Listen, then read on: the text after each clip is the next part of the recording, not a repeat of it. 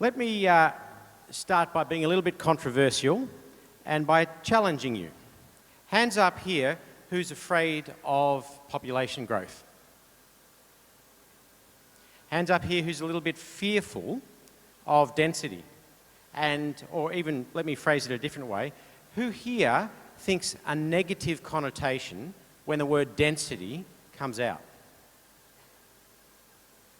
Do I take from that everyone else here is very strongly supportive of density and growth? Or are people just very shy? Let's do this one again. Who has a slightly negative connotation when they hear the word density? Okay. Who here thinks Australia is somewhere near full with 40 million people? 40. You know, we're currently talking about in the public discourse debate about are we full at 35 million or are we full at 40 million? So let's take that high number. Who thinks we're full at around 40 million? Compare that with our landmass. We're roughly the same size as China, United States and Brazil, with populations of 1.2 billion, 350 million and about 200 million.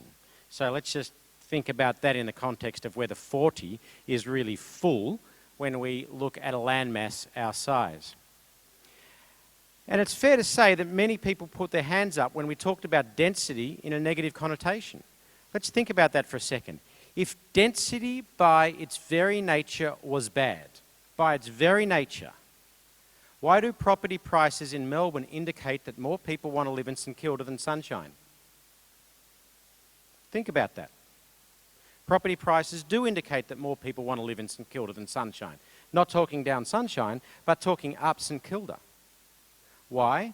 Because in places like St Kilda, you've got a lot more cafes, a lot more restaurants, a lot more accessibility to public transport, a lot more accessibility to the community facilities that we like that make our city livable. If density by its very nature was bad, property prices should push us towards the least dense suburbs.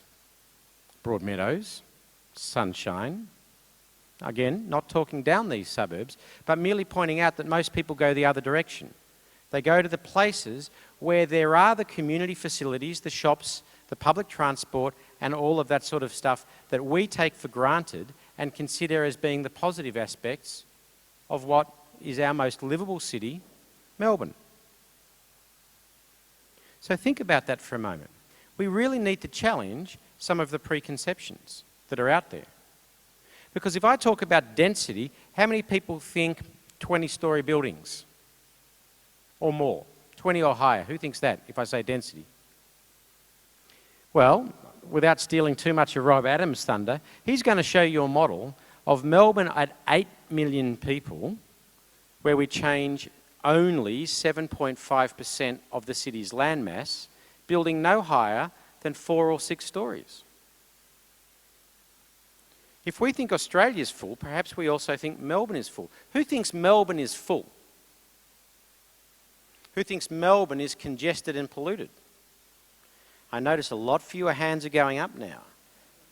Because by any global measure, we are neither polluted nor congested. Does that mean we can sit on our hands and go, "Oh, we're a cool city"? No, we need to plan it. We need to continue to evolve and develop our city to keep the characteristics that we love. But let's challenge ourselves for a moment. If I said to you in 50 years' time, Melbourne will have 8 million people, hands up if you agree with that. Almost no hands go up. If I said to you, Melbourne in 2060 will have 8 million people, do you think that is a radical change from what we've seen in Melbourne in the last 50 years? Put your hands up if you think Melbourne at 8 million is a radical change. Let me tell you where this number comes from. 50 years ago, we were half our size, 2 million. If you had have said to people in 1960, one day Melbourne will have 4 million people, they would have got frightened. But I think that Melbourne in 2010 is an unambiguously better city than Melbourne in 1960. And part of the reason Melbourne is a better city in 2010 than it was in 1960 is because it is bigger. It's more diverse. It's got more cultural experiences. When I was growing up in 1972, an exotic night out was the Samoa Cafe in Bridport Street, Albert Park. A normal night out was Andy's Hamburgers in Bridport Street, Albert Park, and thankfully Andy's Hamburgers is still there because they're the best hamburgers in Melbourne. If you doubt it, go to Andy's Hamburgers in Bridport Street, Albert Park and ask for one. But now an exotic night out is so exotic that it could be an experience from any culture in the world. Part of the reason that makes Melbourne so great now, and no matter how much we poo-poo it, we are still the third best city in the world. There are only 2 cities in the world that rank higher than us on the Economist Intelligence Unit, and they are Vienna and Vancouver, and they rate higher than us because, wait for this, the weather. And I can't figure that one out, unless you need snow to be livable, but I disagree with that. So part of what's made us great in 2010 is the fact that we've grown. Our parents have proved that you can double the size of the city in 50 years and enhance its livability at the same time. So Melbourne at 8 million in 2060 is merely the continuity over the next 50 years of what's happened in the last 50. See, if you landed from Mars today and you picked up the Herald Sun, The Age, or some of our discourse that we're seeing, you would think that somehow growth is new. Somehow growth is frightening. Somehow growth has been imposed upon us.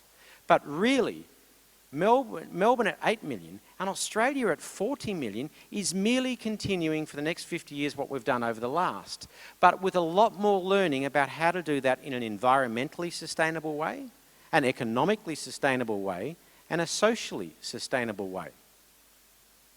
Most of you in this room are from an ethnic group that people 50 years ago said, we don't want those sorts of people here.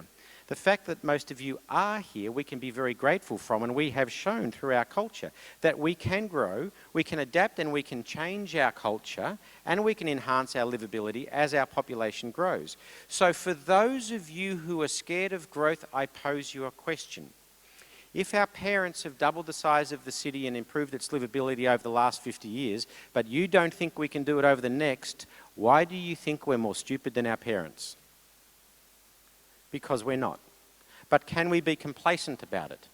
I don't think we can. And there's a number of things that we must, as citizens, do together. Firstly, we must plan strategically our city. And I don't mean a east-west tunnel here and a new school there. I mean, we should be demanding a map of Melbourne at 2060 with a comprehensive view of what a city of 8 million would look like. We should ask our planners, 31 local councils, 18 government ministries, to come together and come up with a comprehensive plan. Because if you can't plan it and put it on a wall, how the hell can you plan it and put it on the ground? But can we have some sort of visionary planning and implementation mechanism in Melbourne that coalesces and coordinates these views of the 18 government ministries and 31 local councils? Well, the answer is not if you and me, us, the community, don't give back to the politicians. How's that for a concept? Giving back to the politicians something that we have taken from them. And that is the right to think strategically, not just day to day. We got rid of the Board of Works 20 or 30 years ago because we didn't think it was democratically responsive enough for our democracy. And then in 1990, we moved to a 24-hour news cycle. And then now we've gone to a 24-second news cycle with Twitter. When was the last time you heard a politician asked a question to which they gave the answer, you want to know something? I'm not sure. I'm going to think about that. I'm going to take some advice and I'll get back to you. Because if a politician were to give that answer now, we would poo-poo them. The fact that we don't get strategic thinking from our decision makers is because you and I don't allow them that. So here's a couple of challenges for density. Firstly, if density by its very nature was so bad, why are the more dense suburbs our more popular? Because density, if we design it right, really does give us a lot more livability in terms of access to community facilities, public transport, restaurants, and all of that sort of stuff. It also is, when designed well, much more environmentally sustainable than a less dense city. So if we want an ecologically, socially, and economically sustainable city, we need to have well-planned growth.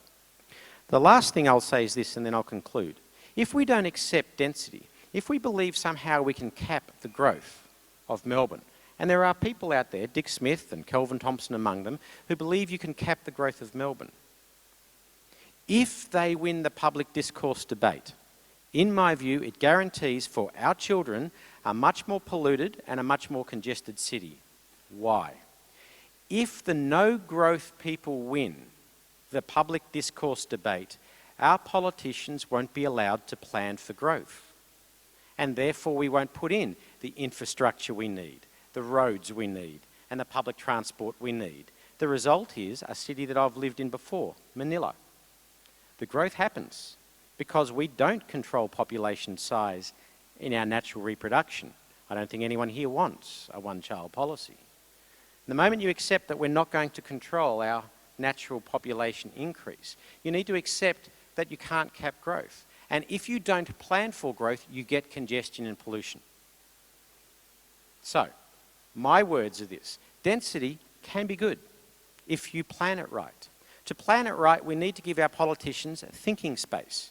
We need to be able to accept the answer and in fact demand the answer to some questions. I don't know. I'm going to think about it. And then we need to demand from our architects, and we're going to hear from some very good family-friendly designs to include a new phrase in our lexicon of planning.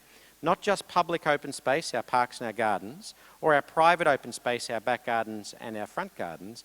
We need to think about communal open space, how we share around central courtyards, not for everyone, but as part of the plethora of design, part of the design options that we all have as we move forward. Because as Rob will talk some more, we could double the size of our city, changing only 7.5% of our landmass. Growth is not scary. Growth is not new.